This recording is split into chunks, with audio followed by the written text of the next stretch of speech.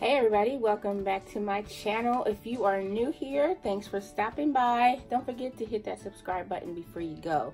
Today's video, I'm going to attempt to answer 10 of the most common cruise questions that new cruisers have.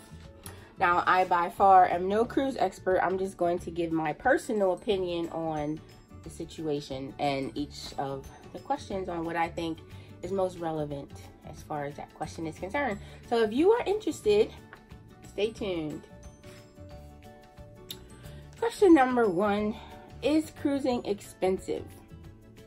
This is a hard one to answer because I think the word expensive is a personal choice. What I think is expensive, you might not think is expensive. So that one's a hard one to answer, but I will say cruising can be costly depending on what kind of cruise you take, how long of a cruise you take, the type of cabin you get when you're on a cruise, and what you're doing when you're actually on the cruise. You know, it also depends where you cruise from, because if you cruise from Miami and you're just taking a 3-day cruise or a 2-day cruise to Bahamas, your trip could be as little as $100 a person.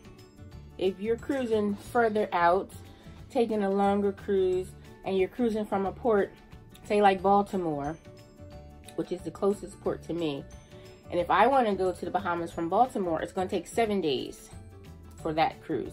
So it, of course, it's going to be more expensive because you have more days, you're paying more per day. So it really just depends on how you're cruising. If you want to save a lot of money, then you can pick an inside cabin, which would be less expensive than an ocean view or balcony or a suite. So it really just depends what is expensive to you. So I would say cruising can be expensive, especially when you factor in price of getting there, travel expenses. If you have to fly in or take a train or you drive, now you got to pay for gas and tolls. If you go a day or two before, now you got to pay for a hotel. All that stuff goes into how much your total cruise experience is going to cost. So that's one thing you should think about before you book a cruise, is how much you're willing to spend. Set a budget and then make sure everything that you need to do to get on that ship is in that budget. So if your budget is $5,000, then you need to make sure that includes travel, lodging, food, everything. You can decide for yourself what is expensive to you. Number 2, are all cruises all-inclusive? So cruising is all-inclusive in the sense of once you pay for your cruise in full, once you're on the ship, you cannot pay one more dime if you don't want to.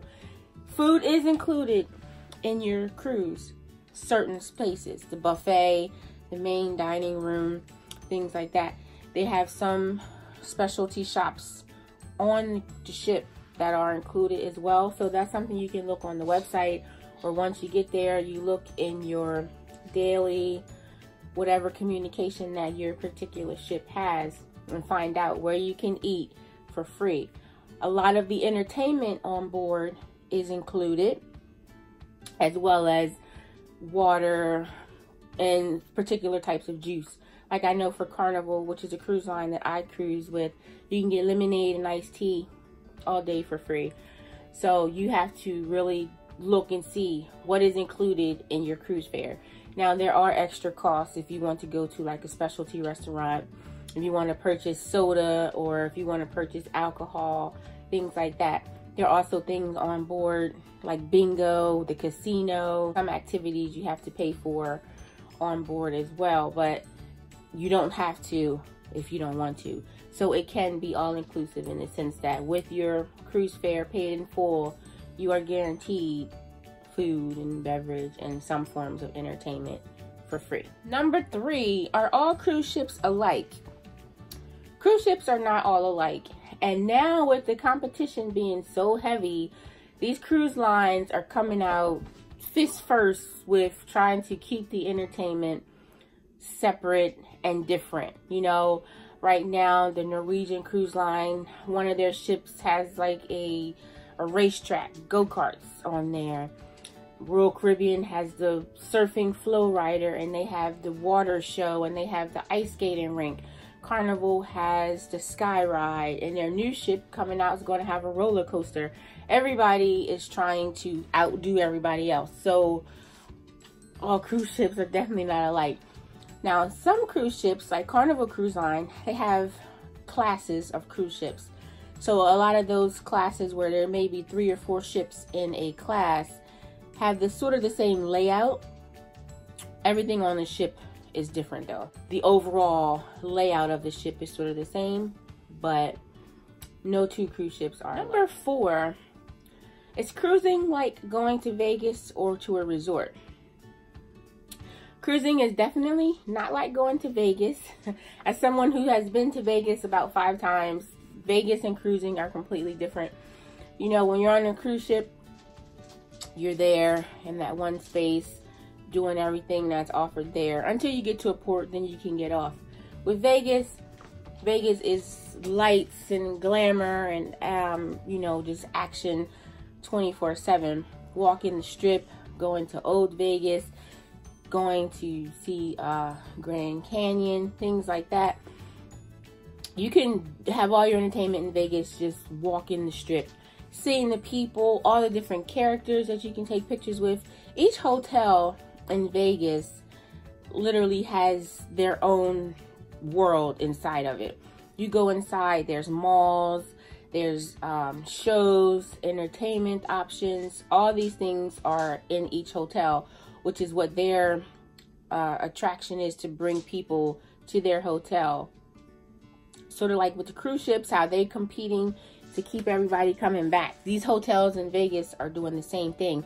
Who can have the biggest show? Who can have the hottest star come and headline at their hotel?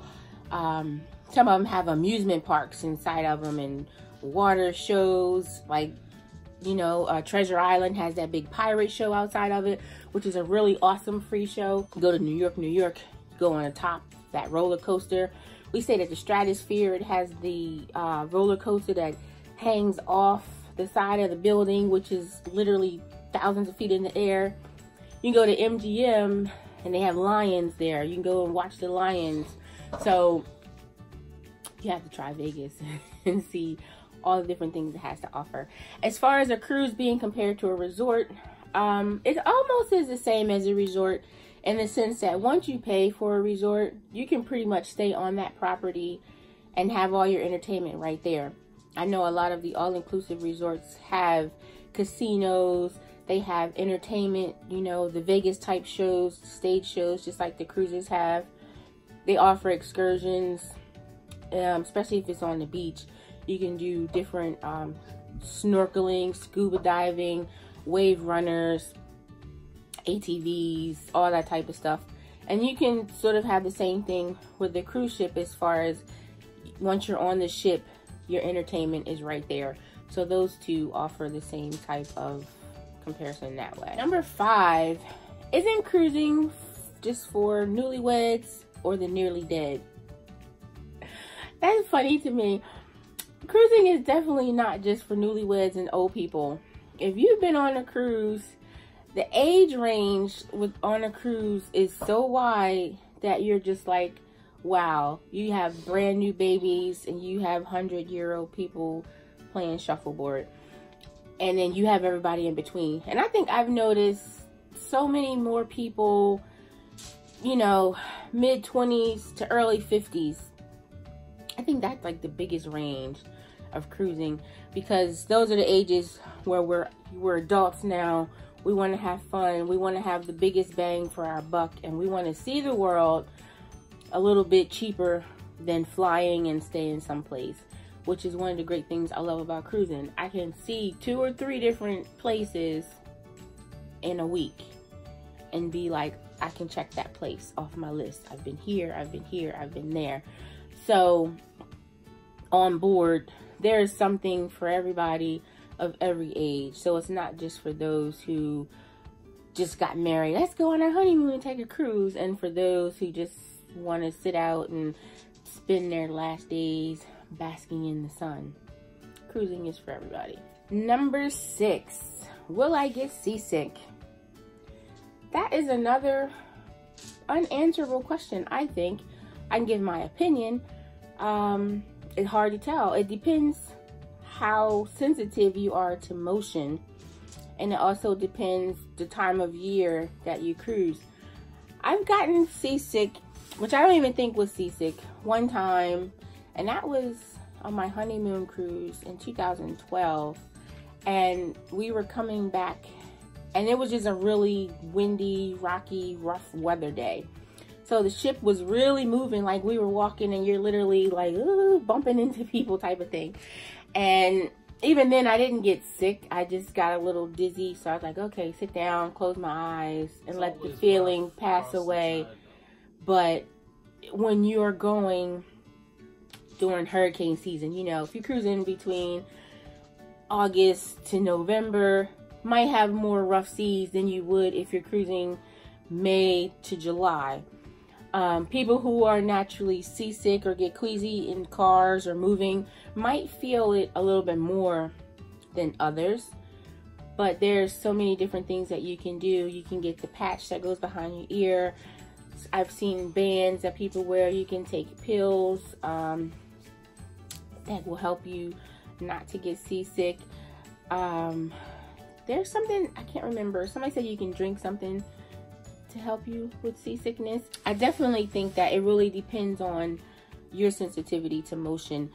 Try to get a deck a little bit lower. The lower decks, you don't really feel the motion as much as you would up on a higher deck. So that could be something to help you ward out not getting seasick. Number 7, is cruising safe? I think cruising is safe. I've never felt unsafe on a cruise. In 10 cruises, I've never felt unsafe. I think you hear stories or you've seen things in the past about different things happening on cruise ships, but I think those are isolated events, fluke events that it just happened to happen at that moment in time. And unfortunately, if you were there, it's just sort of, you know, bad place at the wrong time type of thing. But I think cruising is definitely safe. I believe it's safer than driving in the car every day. We see thousands of accidents every day, or plane, you know, a train jumping the tracks and all that stuff. I think as far as traveling goes, cruising is definitely safe. When you're at ports, it's safe because going to these ports, we're basically their livelihood. So a lot of the people that live on these different islands and everything, they know that they're counting on the thousands of people coming in every day to purchase their goods, to send money to their businesses. So they're going to do everything they can to make sure everybody is safe. I will say, some of them drive like the Dickens. You get in these cabs and these people just drive like they are nuts. And I get it. They're trying to hurry up and get you dropped off so they can go back and get some more people and make some money. But I have been terrified over there. That part, I think, is not the safest. But I have no problem saying, whoa, slow down a little bit.